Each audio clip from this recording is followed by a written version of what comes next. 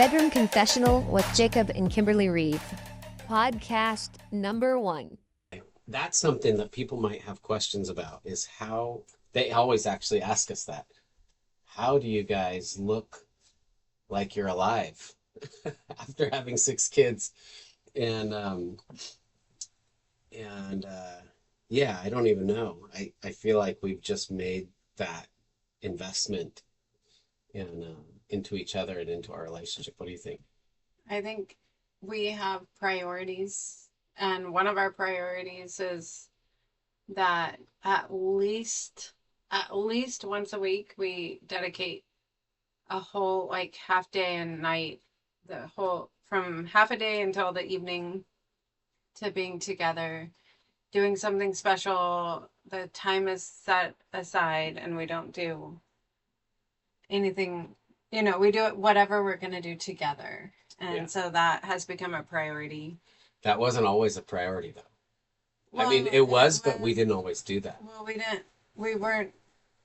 we struggled with it for some time. Yeah. And we've also made it a priority to keep our own selves in a state that we can do that, right? Yeah. Like even health-wise or whatever. And those days that we do hang out, it's usually Friday night, we have our date night. But we don't always go out on a date or whatever, but we always dress up, we dress nice, we dress for each other, we dress for ourselves or whatever. Yeah. We make it special and set apart. That's actually been, I think, a huge thing. Just dressing up, like dressing nicely and making it feel like this is really nice, even if we're just doing nothing. Right. At least for me, I never did that when we were younger. Never. And I let you influence me in that way. I always do. I wasn't going to, it took me a while, but I wasn't going to let her dress up while I looked all shabby forever. And I finally caught the, caught that influence from you, which I'm glad. I love it now. I love to go and feel like as good as I can about myself. Right. And I like to do that with you. I do too. I feel like you have a different posture. You have a different, not you, but just each person in Been a general. little stiff. No. You hold yourself differently when you're dressed nice. And so on our date nights, we make a point to get dressed and dress nice, and hair and makeup. I don't do any of that. We go all out though. I do 0 hair and 0 makeup. I go like this. That's it. I'm done. Yeah, so that's been a priority. And lately, in probably the past 5-ish years, we've made our health a priority. Not our health, because that was always a priority, to be healthy, but We've been intentional. physically healthy and mobile, and to really be intentional about making sure that our bodies can keep up with what our minds and hearts want for each other and from each other. Yeah, definitely. That's, I think, a big transition in midlife too, is, I used to be a pro bodyboarder, and so I was just in the ocean 24/7.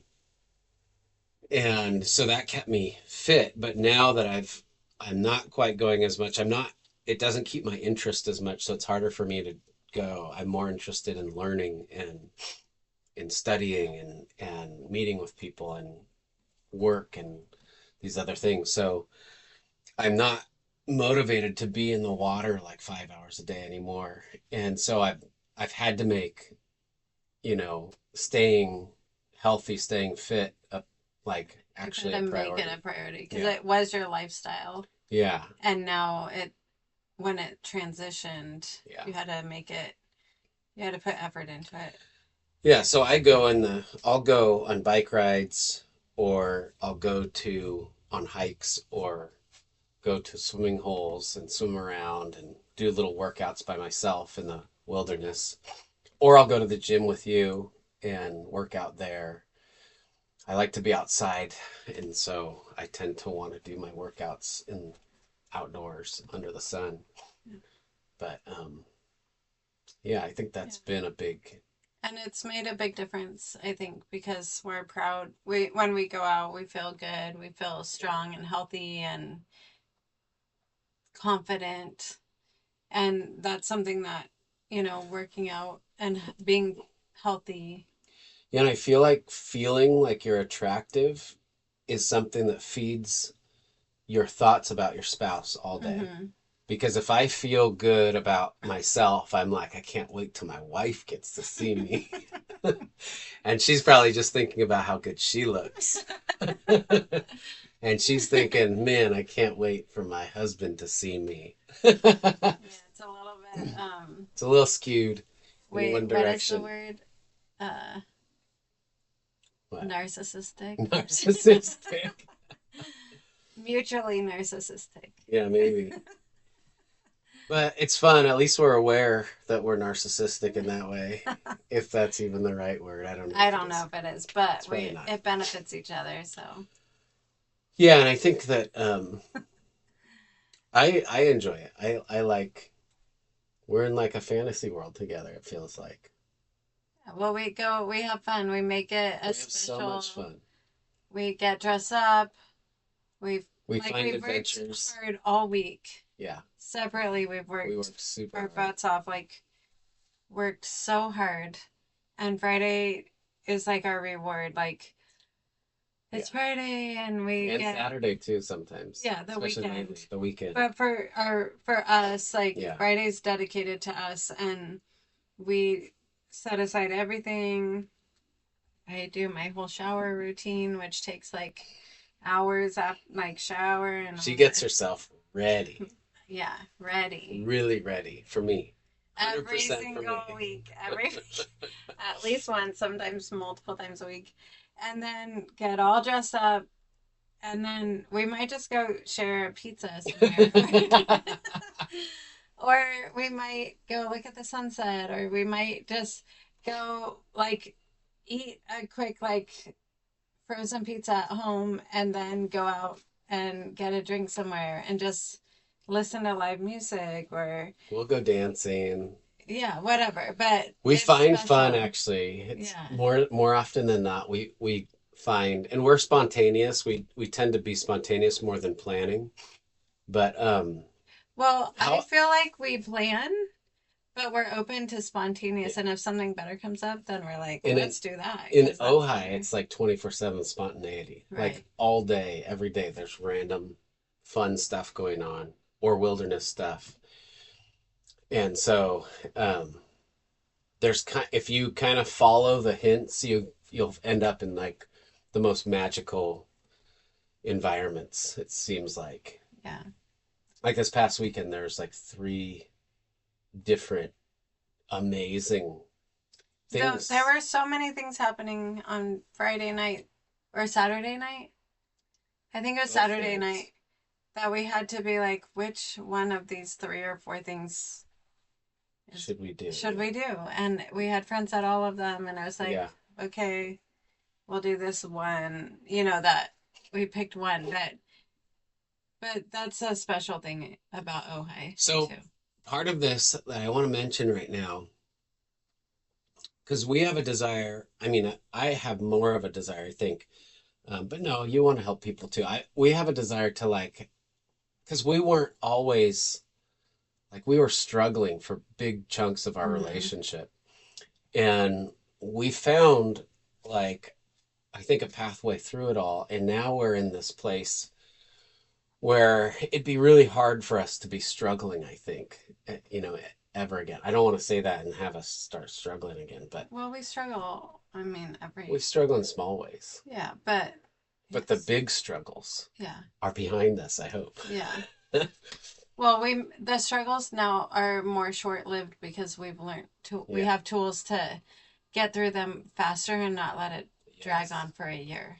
Yes, that's the truth. And so some things that maybe we would have dragged on for a year, months or a year or years. Now it's like 24 hours and we're like, Maybe. Yeah. Yeah, sometimes it lasts a day or two. yeah. Yeah, we've gotten way better at communication, especially with stuff that is offenses of the heart. Yeah, where We're we're way so offended faster. and then Yeah. But they we'll still, get super offended at each other. yeah, it still We get happens. super like this week we got super offended Like at each other. tonight, Tonight, a 2 little bit. hours ago. 2 hours, we got a little bit offended. She did. And you probably did too, because No, I was laughing and you got offended well, about that if too. you laugh when I'm offended, that's offensive. I wasn't laughing at you though. I was laughing to try and de-escalate. That does that. It backfired. It just escalated. Yes. And then I was like, I'll leave. And she's like, no, don't leave. So I was like, we got through it though. And here we are, magically, by the grace of God, we got through it super fast. And she's so past what just happened 2 hours ago. She just, in her mind, she's just thinking, I love this guy, 100%. It never made me not love you. I hope not. That was not part of the. When do you start looking forward to Friday nights or to our weekend? I mean, I feel like I think about it throughout the week because I'm looking at like what's happening Friday night, or if nothing's happening Friday but something's happening Saturday, We're kind of then talking I'll about be it, like, hey, maybe Friday's a chill night and Saturday's our night because this is happening and that would be fun. So I feel like I'm thinking about it throughout the week. I'm thinking about it monthly. I'm like, okay, I got 4 Friday nights this month or whatever. And I'm like, I don't think about it that way at all. I do.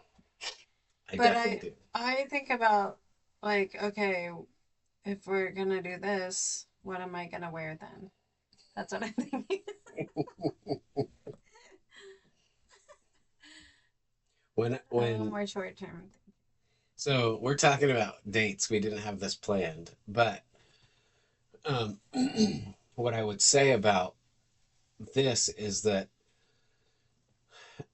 I used to not like going out. Like pretty much, I didn't like going out ever unless it was to go surfing, right? Right. I was just a homebody Yeah. except for surfing. And and I think one thing that I think I think there was a point in our relationship um, when we were doing SB Hop that was the first time I yielded like our whole relationship to be influenced by your desire. Mm-hmm. And that was the best thing for me.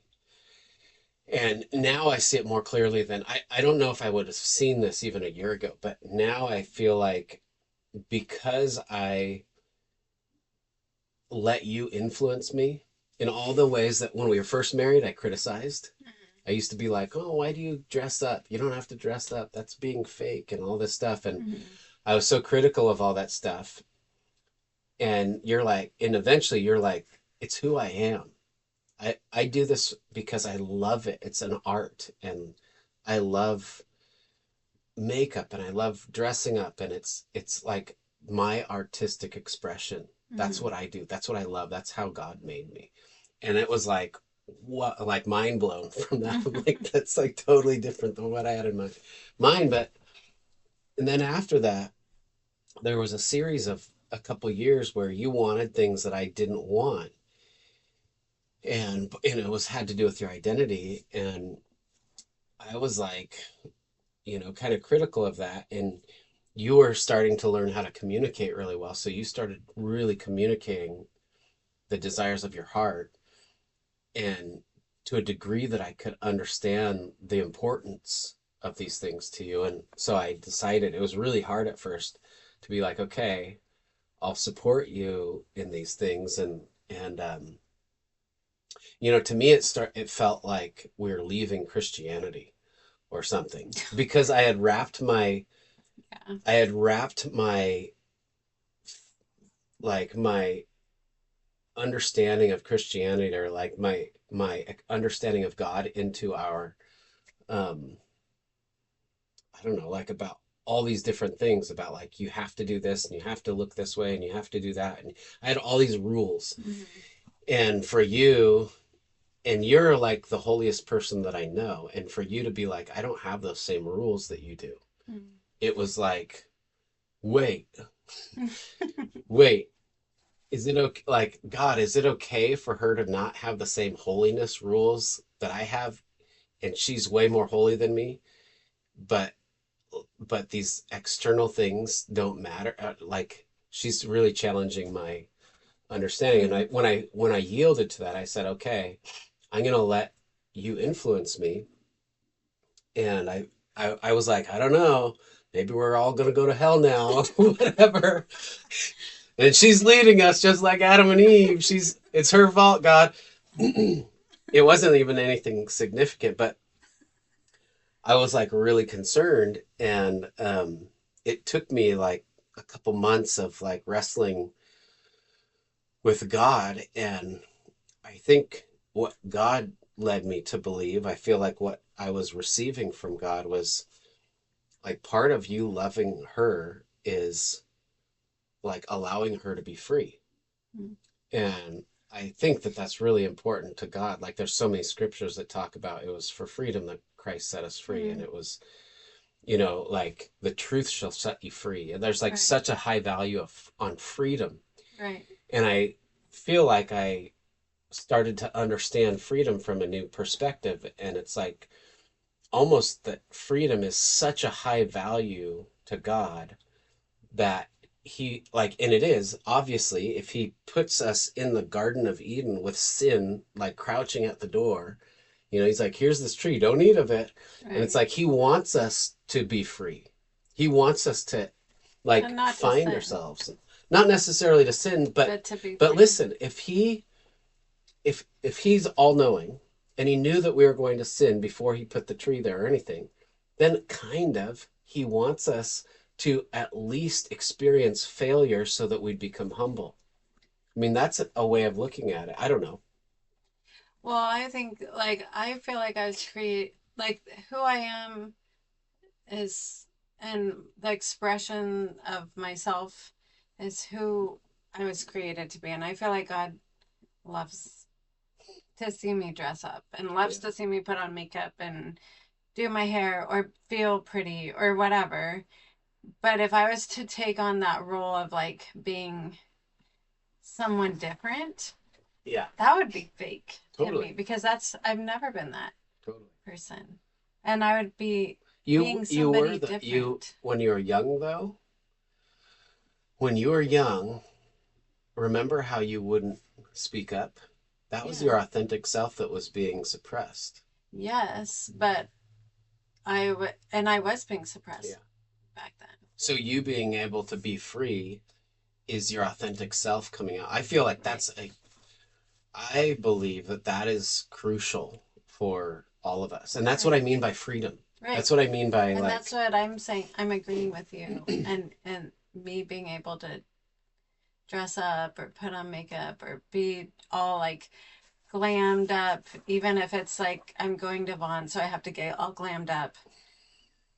To me, it isn't fake. and I've learned, It's who I am, yeah, and to be like to like not do that and go in my PJs or whatever and slippers would be like that's not me. yeah. And I've learned, instead of criticizing that, to absolutely cherish it. And I love it. And every day you do that, I, how many times do I tell you you're beautiful? Yeah, many Every times day. a day. Yeah. Yeah. Probably Which that's a 20. big shift because it Yeah. used to be that you were nervous. Why are you dressing this way? Who are you going to see? Who are you trying to impress? Yeah, now I feel like we've gotten to a place of real security in our relationship too, like more than we've ever been. Mhm. And that comes through honesty, like the levels of honesty that we've gone through, especially in the last 8 years or so. Um, Maybe it started sooner, earlier than that. What do you think? You mean less than 8 years? I don't know.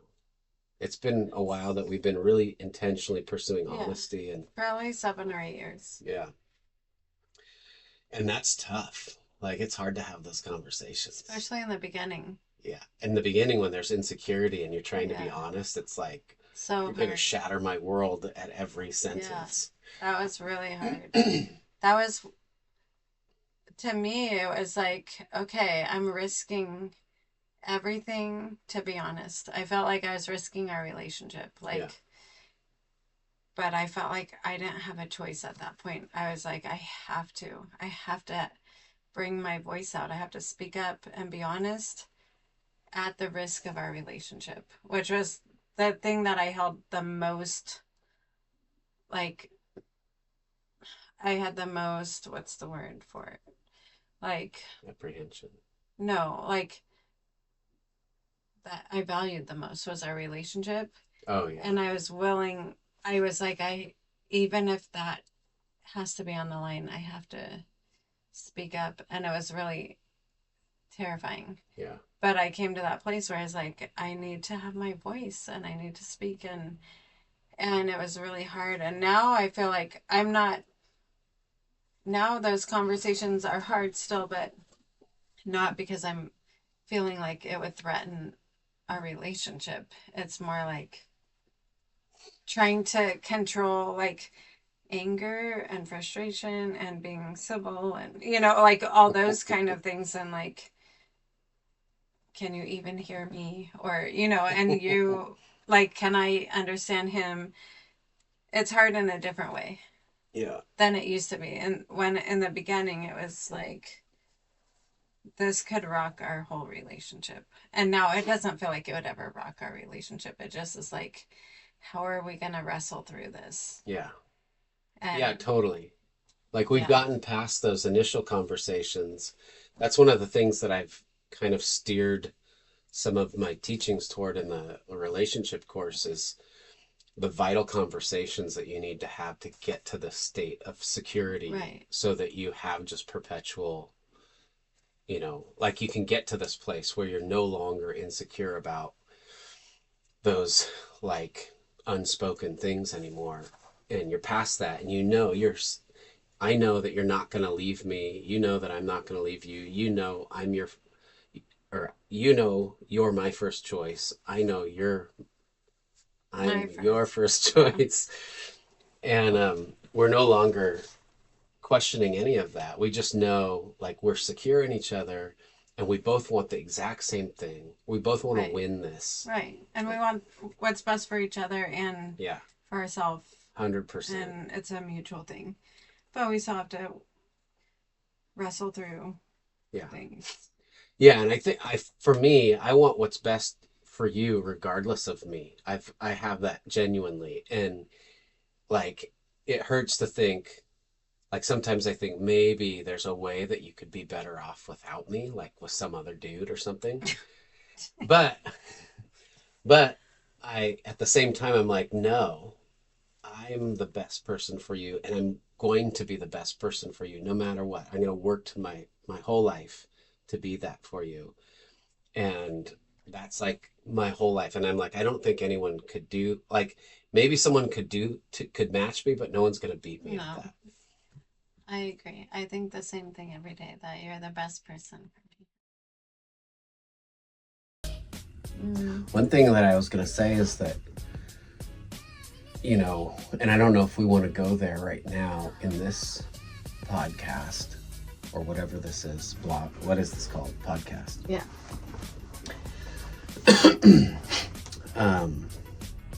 Your voice. Mm-hmm. Your voice coming out has been a huge thing in your life. Mm-hmm. And it's something that really has affected our relationship. And I feel like our relationship has grown at the same measure as your voice coming out. Mm-hmm. I Which just is thought funny of that. because it was totally the enemy silencing me all those years. Like, my whole life I was being silenced, and I felt like it was for your sake. Like, I'm protecting you by not complaining, and I'm protecting you by not speaking up or whatever. I'm protecting you by all these things, and I wasn't protecting you in any way. And I was terrified of being honest with you about my feelings. And that goes into a whole, like, why, and it goes way back to childhood, you know, things. Yeah, well, I'm going to open this because it's getting hot.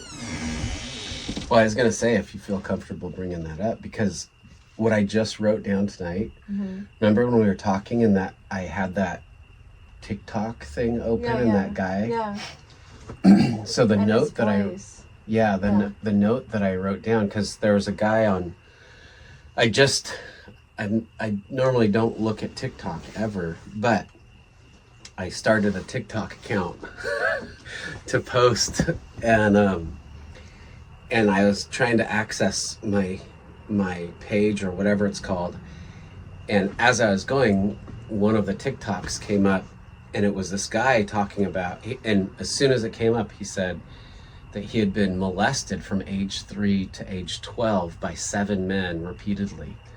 And he was so angry, and he had so much turmoil inside of him, and that by the time he was 16, he got sent to juvie or prison. He called it prison, but it must have been juvenile hall or something. And the first week he was there, he got raped by 2 more guys, and that like broke him. And then zoom fast forward 11 years later, he's 27 years old, and he gets thrown in solitary confinement for 5 years.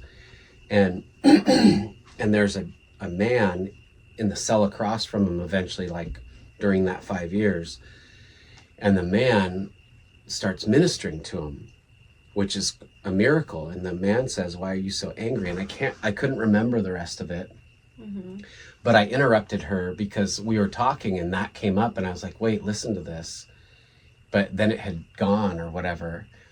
And she said, what did it say? And I was telling her, and the last thing the guy said was, he pointed to his throat and he said, "It's all in here. It's all in here. When you get molested and you're not in control and you can't tell anyone about it, the trauma is trapped in your voice. And you have to use your voice." And he said the guy in the cell across from him got him to use his voice to like start talking about everything that had happened, and it released all the years of suppressing, asking for help, and like letting the voice come out. And I wrote down, because this is true and this is recurring, and I was like, this is a key to healing people who have been abused and who have had to hold secrets their whole life, is the way that they need to, the way of freedom is to release their voice, is to speak out what's happened to them, to get help, to share their story, to announce it, like to just be free from the suppression of their voice. Right. And I know that's been something that you've gone through. Yeah, well, I experienced not something like that, but I did have an experience when I was a child for a few years of having, I don't know how to, I mean, I've never said this publicly, but You don't have to if you don't want to. yeah, I know. It was, how do I frame it? Just, you could say someone that your family knew.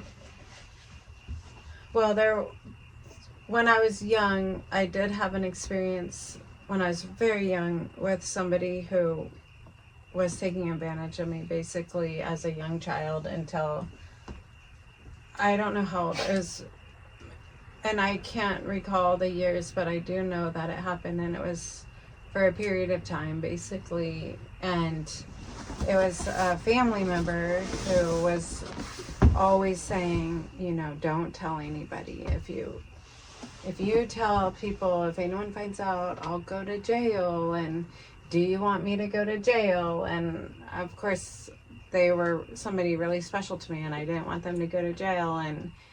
And basically, it really silenced me, just like you're saying. Like, I had to keep the secret, and I know when it stopped. I know the day it stopped happening, and then I kind of blocked it out of my mind. But then I was raised in a church that was very like, children shall be seen and not heard environment for years, and So and that then compounded it. yeah, it kind of compounded all that. Like, no, you don't, from the religious perspective. And then and by the way, I have amazing parents, and it has nothing to do with my mom and dad, and I love them. I talk to them every single day, and sometimes 5 times a day. So just, but and then going into adulthood, I knew I wanted to be a wife and a mother, and I started reading all these books on being a wife, and in the church, like books from the church, and they all said the same thing, like, don't complain to your husband, pray for your husband. If there's problem, like, do all these things and serve him and pray for him if you're unhappy, and take it to God, and all these things that just kept silencing me. And then we got married when we were really young, and I was terrified to tell Jacob, because when I got married to Jacob, I felt like I was coming from my father's house to Jacob. And We got married when we were both 21. Yeah, I turned 21 the week I got married. So I was just a kid. Yeah. I had no clue. But I submitted to Jacob like he was a father, like he was my dad. Like, I feel so bad for her. Because and I was an immature 21-year-old too. yeah, talk about immature. But I still was like, I came under his authority 100%. Just like, She's amazing. under his authority, and I tried to be that perfect wife and the one that's in all the Christian books and all of that. And Jacob had no clue what I was like, that I'm doing all that. I didn't He's even in know his she was own submitting world. to me or whatever. But I was, and he wasn't being what I was expecting his role to be to me. And I was feeling like I was taking on that masculine role and the feminine role. And it was so hard and confusing and hurtful to me. But at the same time, I wouldn't tell him. I didn't tell him anything. I just was silent, literally silent. And that was so destructive. She internalized. It's like the saying, the relationship saying that goes, anything you don't use your words to communicate, you'll communicate in attitudes and actions. Mm-hmm. And she had this attitude of like literally the week after we were married, her attitude was just like, her attitude told me I hate you. And I received that curse, like up until like a year ago even, I would repeat that in my head, like, she hates you. Like anytime you would be like disgusted at me or like show any like sort of attitude, that attitude that you had, anytime you had that attitude, it'd be like, she hates you. Yeah. And like, that was the lie. But like, because obviously you love me, or else Right. we wouldn't have survived. 28 years later, Yeah. I'm still here. Yeah. Well, it was very destructive, and I felt like I was doing what was right and godly by not communicating and by just praying for him and not telling people and not telling him and not being open about my feelings or communicating. But it compounds on itself. Oh, it builds and it builds and it builds and it builds.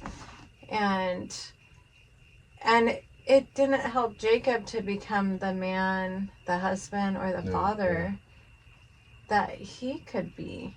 That I wanted to be. Right. And he was literally clueless, and God put me in his life to help him be a better husband and a better father. But I didn't know that at the time, and I wasn't communicating to him how he could be, or, you know, how we could work together to make things better. I was just being shut down. And it wasn't until about 7 years ago that I finally found my voice, and everything changed. Everything came out. Everything changed.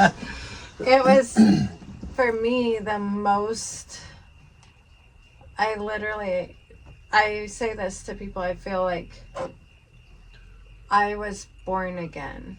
And that feeling, I felt like I was a new creation in Christ and born again. And I had the words, I had a voice, I had power. I felt so powerful with my voice, like I'd never felt power before. I literally felt like I could jump off a building and fly. Not that I would ever try that, obviously, but that's the kind of power I felt when my voice came out for the first time. And it wasn't my voice about what had happened to me in the past. It was just your voice. It was just my voice. Like, no, I don't want that. You could have an opinion. Yeah. You could talk. Yeah. Like, no, I don't like that, or I don't want this, or whatever. I mean, I was able to say those small things, but it was a different voice, and it was very powerful. And I think with the voice, it unlocked your identity too, and that's why it was powerful, is because you knew who you were finally, and you knew that you had like the authority to be yourself, right, and to be your authentic self, and you weren't going to let anything or anyone stand in your way of being who you are, right, and who you're meant to be, right, yeah, including me, right. And I knew I was stepping into this realm, and that's what I was talking about before, is where I felt like this could end our marriage.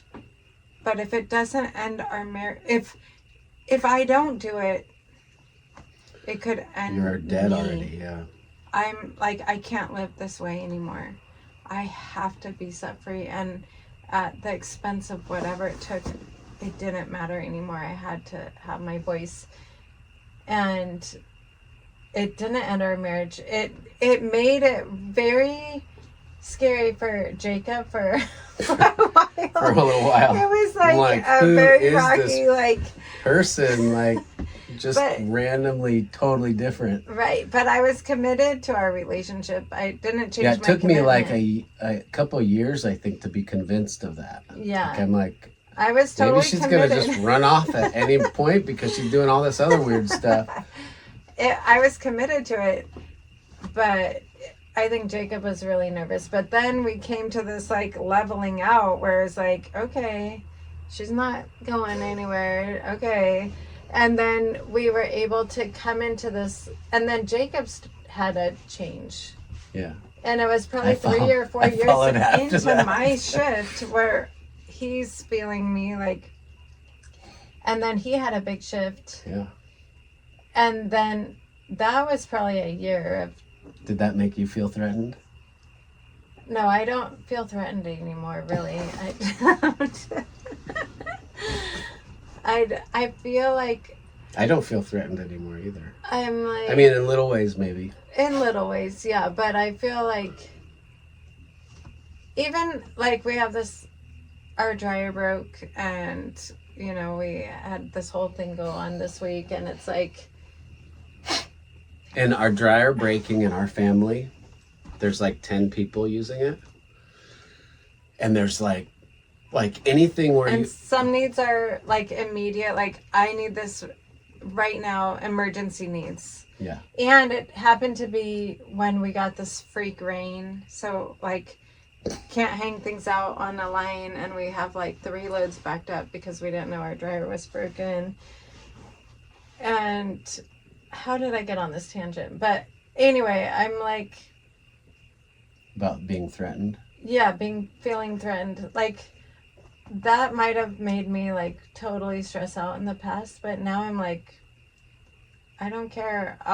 Like, I know that I'm not going to let something like that ruin my time. I'm going to take authority and be like, I'm going to take this to the laundromat. I can do whatever. I was like, I don't want you going to the laundromat.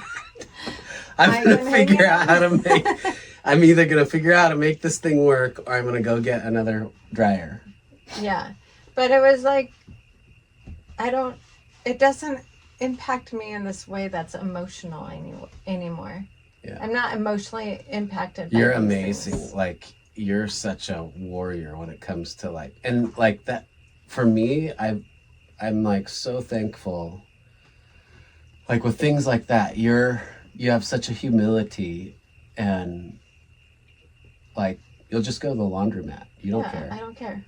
And it's like, It doesn't impact. I'm not going to blame you. I'm not going to be offended at you or anyone. I'm not going to be feeling woe is me. I'm just going to, like, what do I have to do to and get the job done? You're going to enjoy your life, and you're going to get done what needs to be done. And maybe I'm supposed to go to the laundromat to meet somebody. Yeah. Or, I don't know. I don't even care.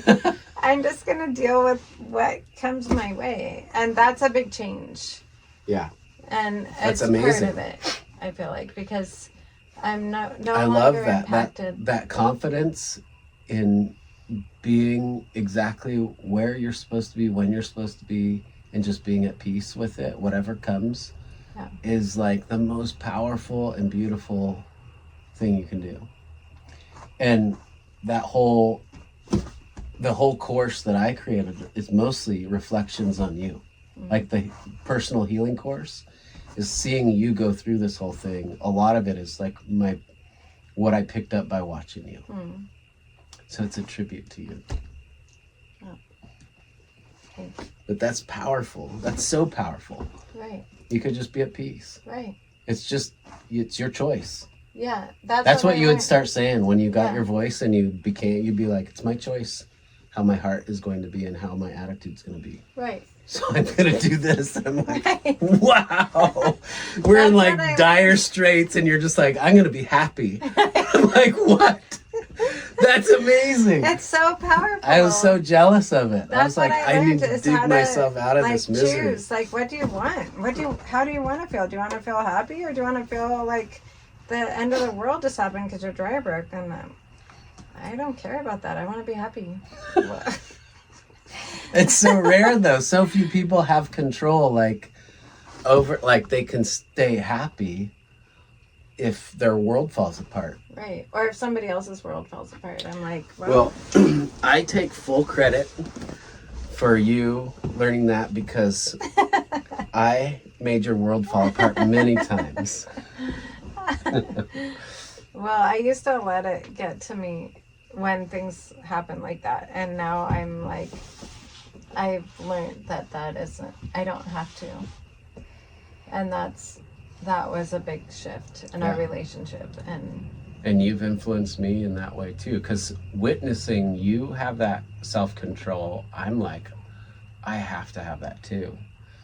And I felt ashamed that I wasn't the one leading, at least in that regard. And I'm like, I have to catch up, which means I have to do all this like inner work to get to the place of like not letting dumb external things like take over. And I'm still like, you've seen me, like if I have to work like in a crunched up space when I'm hot and I'm cutting my hands up trying to fix a dryer, even now I get angry. I know. I had to walk away. I'm like, that's his problem, not my problem.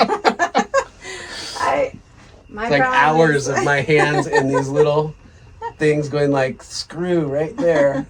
Try to twist off. Why did they design it this way, these stupid manufacturers? And I'm like, I just got cut again. And I can't do it for an hour. And right. Stupid dryer. Yeah. Just go get another one. Which we did. We did. We got a different dryer. Some of these things. We finally said, F it.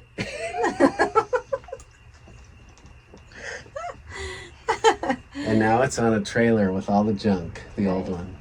It was so nice too. It was a red one. It matched I know. all of I our had other a appliances. matching red washing machine and dryer. It was really high end, except for it broke kind of a lot. Yeah. Well, it never broke until now. Well, the and- first time, remember when we Oh first yeah, got it? when we first got it, it had a problem, but we fixed it right away. And I love the color red, and I had a red washer and dryer, and now I have a white dryer and a red washer. But she's chill. She was just happy that she has a dryer. I am, and it works really well. And I told her if she really wants, I can spray paint it red.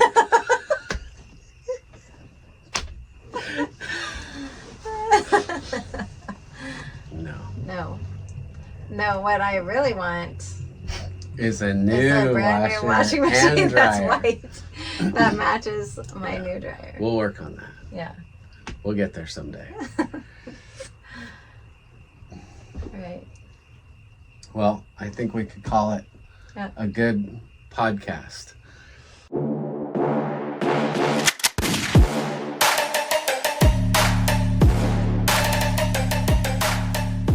The Bedroom Confessional with Jacob and Kimberly Reeve.